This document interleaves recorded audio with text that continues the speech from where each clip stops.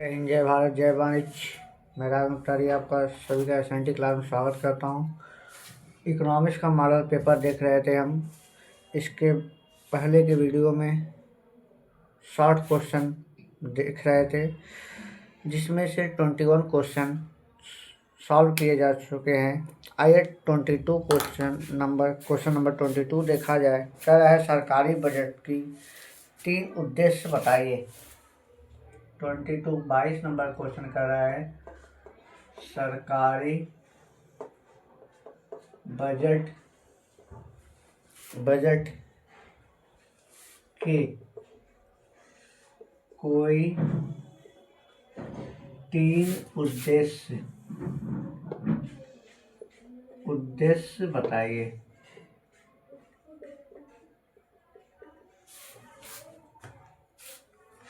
तो आइए चलिए लिखते हैं इसका आंसर। सबसे पहला लिखते हैं सरकारी बजट।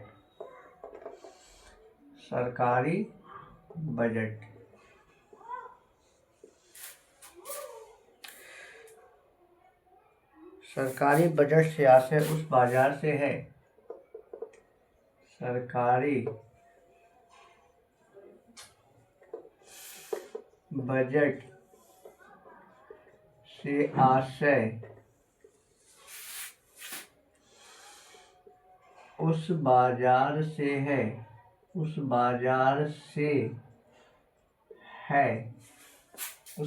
से है जो किसी देश की सरकार के द्वारा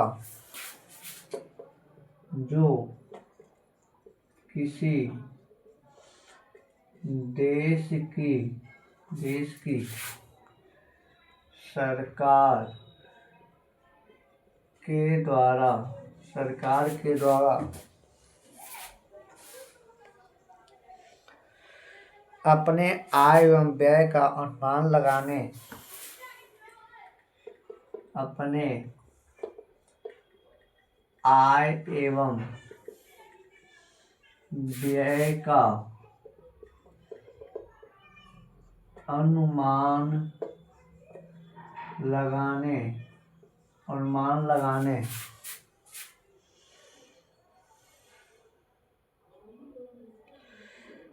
अथवा उसका प्रस्ताव रखने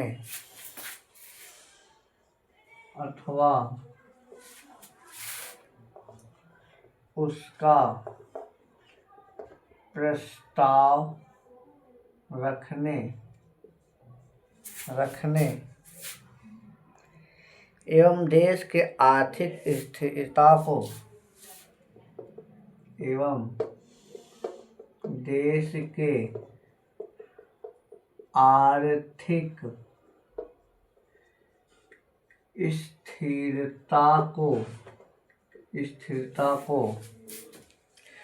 बनाए रखने के उद्देश्य से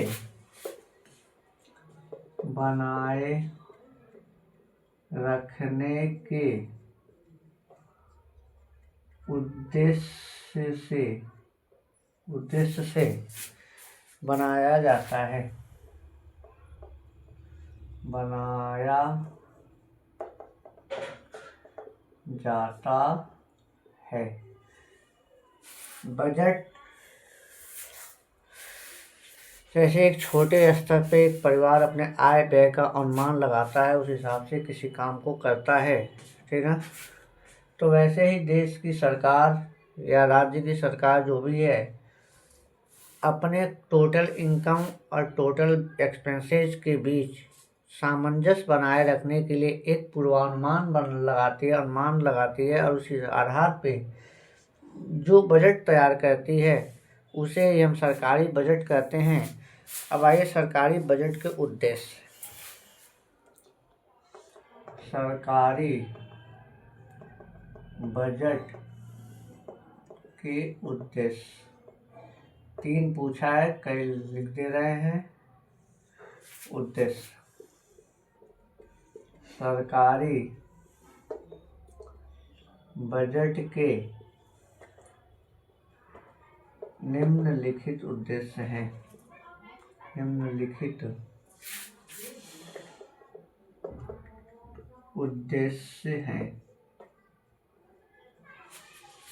पहला है संसाधनों का पुनः वितरण।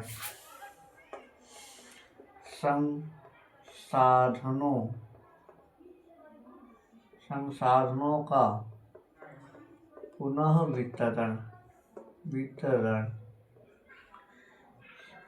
संसाधन को कैसे पुनः बांटना है इसके लिए बजट बनाया जाता है।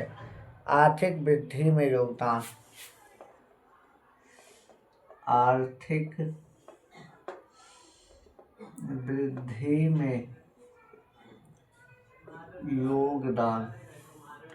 सरकारी बजट बनाने से पूर्वानुमान बन हो जाता है कि किस मद में कितना खर्च करना है, ठीक ना। तो इससे क्या होता है, आर्थिक विकास होता है। अगला है तीसरा, आर्थिक स्थिरता में मदद। आर्थिक स्थिरता में मदद। चौथा है आय व संपत्ति में असमानताओं को कम करना। आय व संपत्ति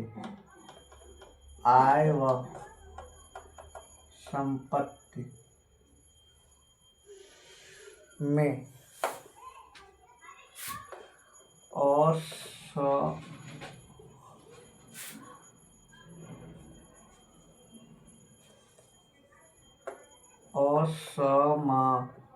असमानताओं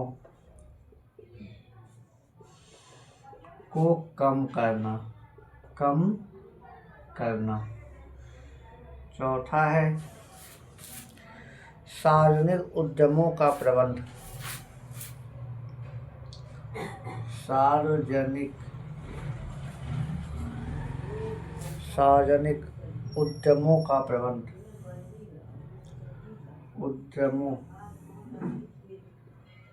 प्रबंध। पांचवा है क्षेत्रीय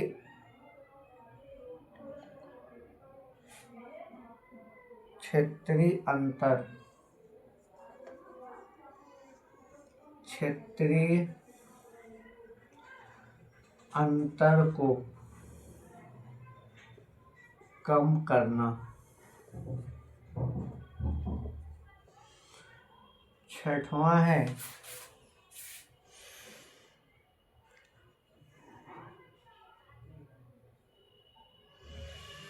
दक्षता सुनिश्चित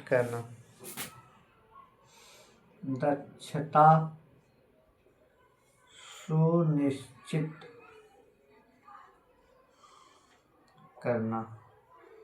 ये रहे आपके सरकारी बजट के उद्देश्य।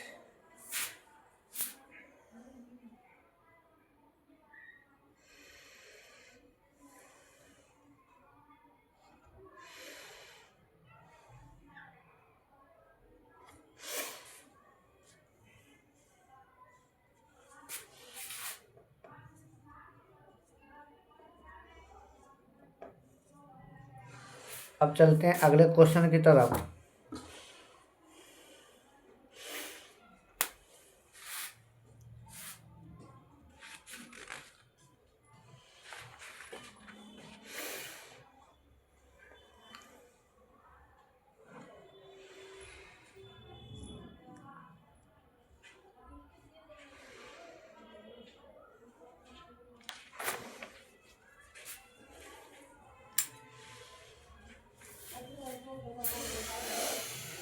Question number 23।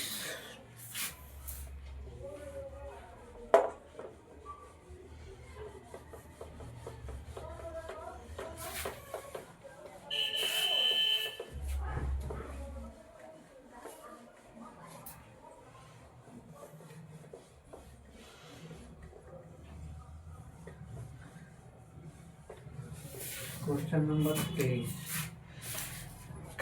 स्फीतिक अंतराल और अस्फीतिक अंतराल के बीच किन्हीं चार अंतर को स्पष्ट कीजिए। क्वेश्चन नंबर 23 शॉर्ट क्वेश्चन ही है। स्फीतिक अंतराल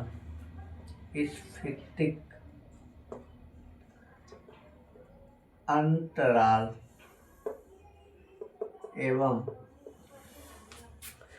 अस्फीतिक अंतराल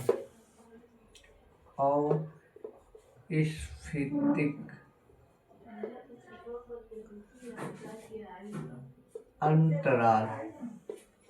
अंतराल के किन्हीं 4 अंतर बताइए के बीच किन्हीं 4 अंतर बताइए। चलिए जी आंसर लिखते हैं।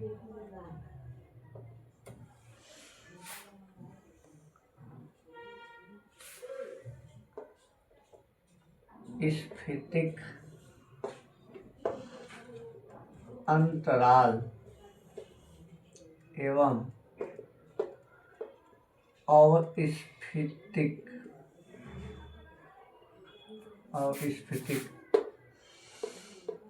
अंतराल में अंतर।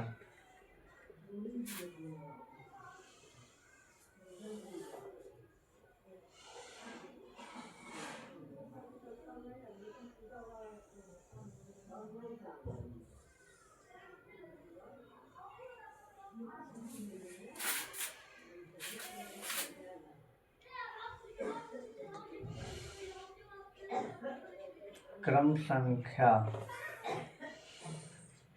स्फीतिक अंतराल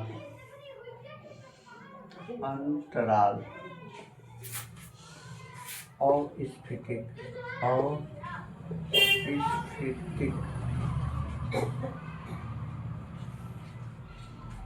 अंतराल। पहला देखिए, पहला क्या कह रहा है। स्फीतिक अंतराल मांग में ज़्यादा होने की स्थिति को कहते हैं। स्फीतिक अंतराल मांग में ज़्यादा होने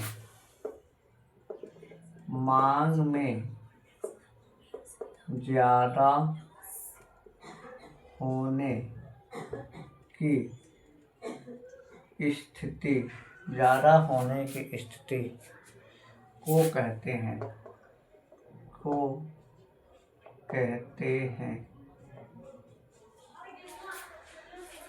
अस्फीतिक अंतराल कीमतों में कमी आने की स्थिति को कहते हैं।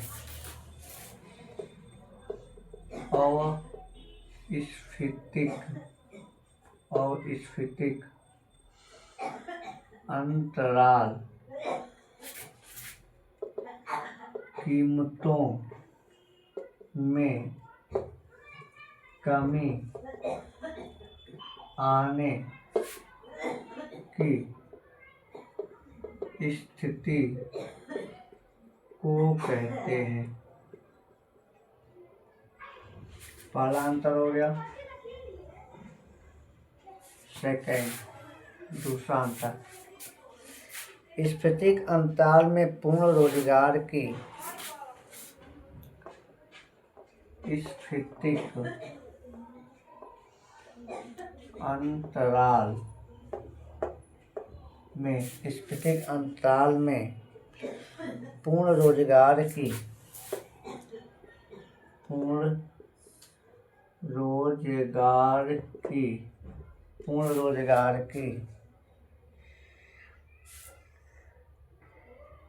स्थिति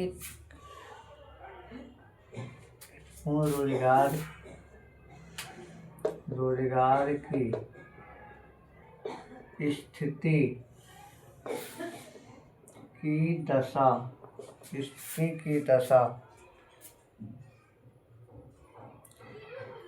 दशा में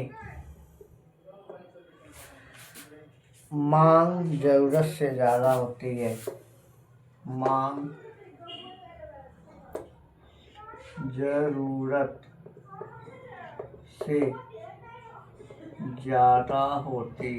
जरूरत से ज़्यादा होती है। और स्फीतिक अंतराल में अस्फीतिक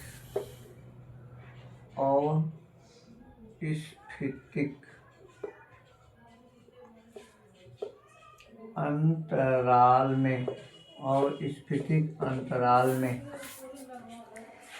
कीमतों में कमी आने की स्थिति। कीमतों में कमी आने की स्थिति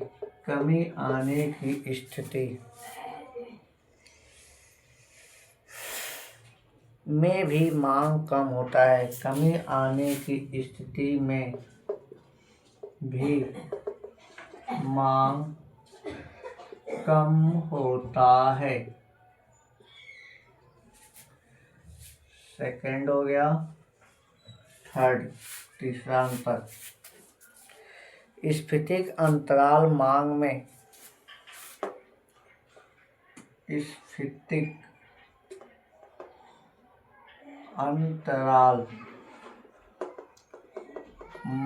में ज़्यादा होने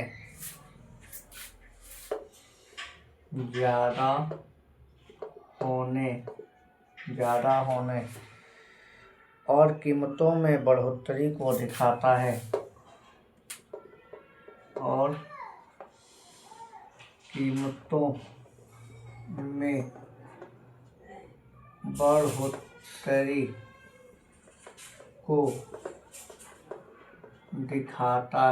बढ़ोतरी को दिखाता है। अस्फीतिक अंतराल कीमतों में कमी आने की स्थिति को दिखाता है।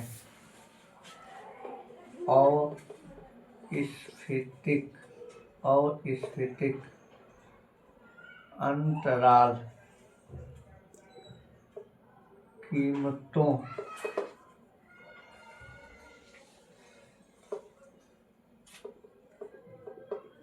कीमतों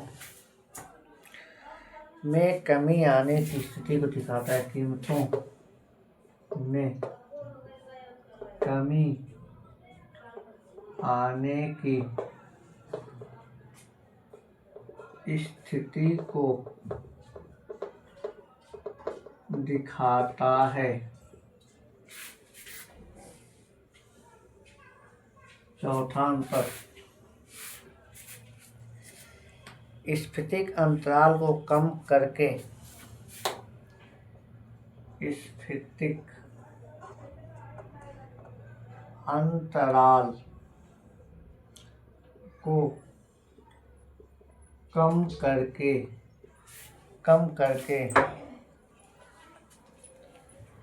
रोजगार के अवसर को बढ़ावा दे सकते हैं। कम करके रोजगार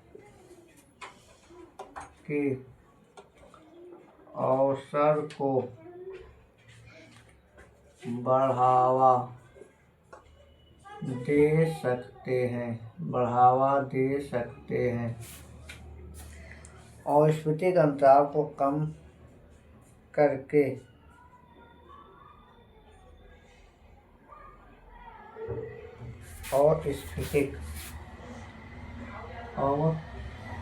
अस्फीतिक अंतराल को कम करके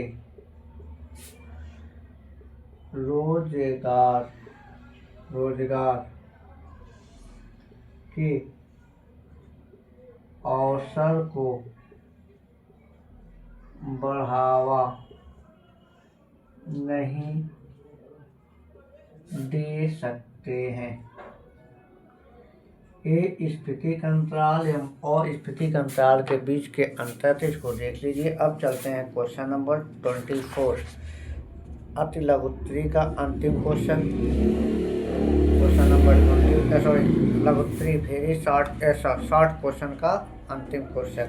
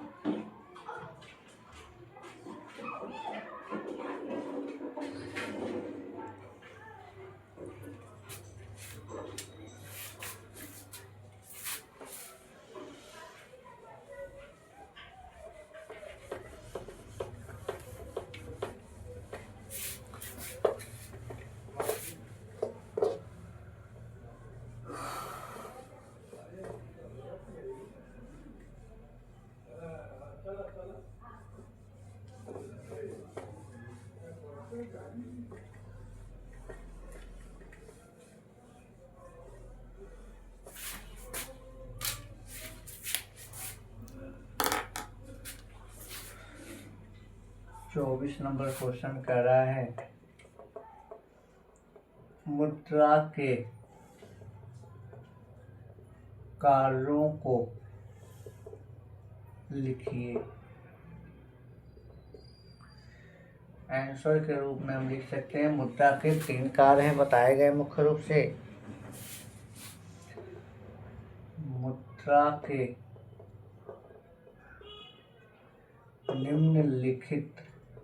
निम्नलिखित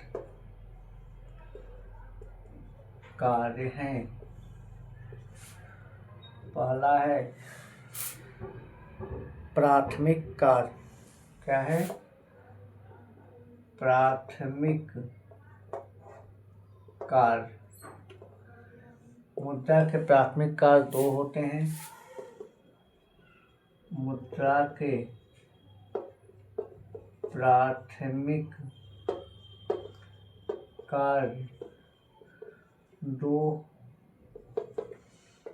प्रकार के हैं। पहला है इसमें विनिमय का माध्यम। विनिमय का माध्यम। और सेकंड है मूल्य के मापन का कार्य। मूल्य के मापन का कार्य। वस्तु विनिमय की कठिनाइयों को दूर करने के लिए मुद्रा के प्राथमिक कार्य जो हैं 2 प्रकार के हैं। पहला है विनिमय का माध्यम, मतलब किसी वस्तु को खरीदने और बेचने के लिए मुद्रा का प्रयोग किया जाता है, ठीक है। अगला है मूल्य के मापन का कार्य। किसी वस्तु के निर्धारित मूल्य क्या होने चाहिए उसका मापना, उसका, ठीक ना। एक कार्य किसका है? मुद्रा का है। अरे दोनों कार्य कौन से? मुद्रा के प्राथमिक कार्य के अंतर्गत आते हैं। दूसरा है गौण या सहायक कार्य। दूसरा है गौण या सहायक कार्य। मुद्रा के गौण कार्यों को 3 भागों में बांटा गया है। मुद्रा के गौण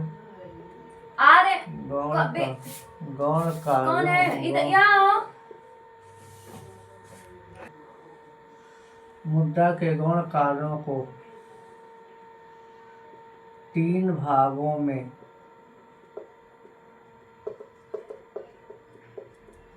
बांटा गया है। कौन कौन कार्य है? पहला भावी भुगतान का आधार। पहला है भावी भुगतान का आधार। दूसरा है मूल्य संचय। मूल्य संचय। और तीसरा है मूल्य का हस्तांतरण। मूल्य का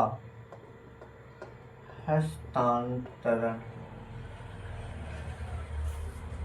ठीक है। मुद्रा के गौण या सहायक कार्य जो हैं वो क्या है? पहला भावी भुगतान कार्य, मतलब भविष्य में किसी वस्तु का भुगतान करना हो, किसी वस्तु का मूल्य देना हो तो उसका आधार मुद्रा को ही माना जा सकता है, ठीक ना। यह वस्तु विनिमय की कठिनाइयों के अंतर्गत भी है कि पहले भविष्य में किसी वस्तु का भुगतान करना हो तो सबसे बड़ी कठिनाई होती थी वस्तु विनिमय में, ठीक ना। उस कठिनाई को दूर करने के लिए भावी भुगतान के आधार के रूप में सहायक कार्य आपका मुद्रा का है। अगला है मूल्य संचय। मूल्य संचय मतलब मुद्रा एक ऐसी वस्तु है जिसको हम लंबे समय तक संभाल के कम जगह में रख सकते हैं, अर्थात इसको रिजर्व के रूप में आसानी से रखा जा सकता है। अगला है मूल्य का हस्तांतरण, मतलब किसी संपत्ति, अस्थायी संपत्ति को एक स्थान से दूसरे स्थान पर ले जाना हो तो हम मुद्रा के माध्यम से उसको ले जा सकते हैं, मतलब एक स्थान से बेचकर दूसरे स्थान पर संपत्ति को क्रय कर सकते हैं, ठीक ना। एक गौण कार्य है। अब लिखिए आकस्मिक कार्य। मुद्रा के आकस्मिक कार्य। तीसरा है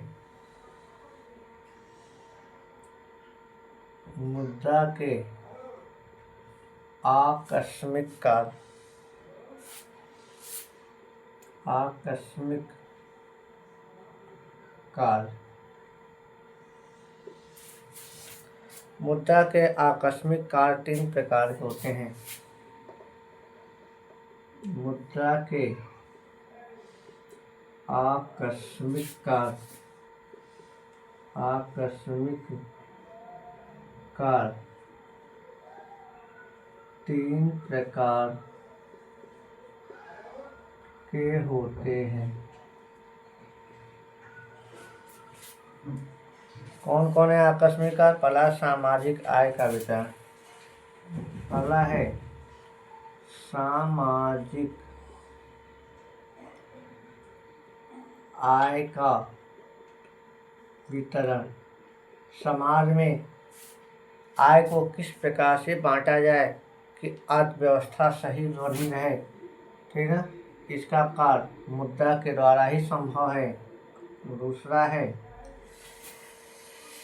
साख का आधार, साख का आधार मतलब अर्थव्यवस्था में जो साख का लेन देन है, उधार लेन देन है, ठीक है, उसके लिए मुद्रा ही एक आधार बेस के रूप में कार्य करती है। तीसरा है अधिकतम संतुष्टि, अधिकतम संतुष्टि मुद्रा के द्वारा कोई भी व्यक्ति अपने आय का एक निर्धारित भाग खर्च करके, ठीक है, अपने आप को संतुष्ट कर सकता है।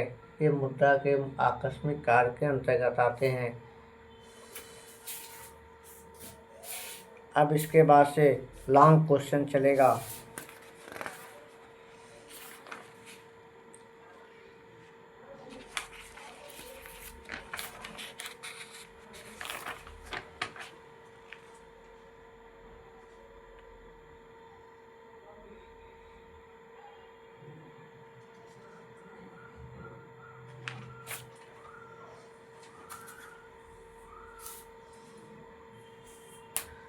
लॉन्ग क्वेश्चन अगले वीडियो में देखेंगे। तब तक के लिए जय हिंद, जय भारत, जय वाणिज्य।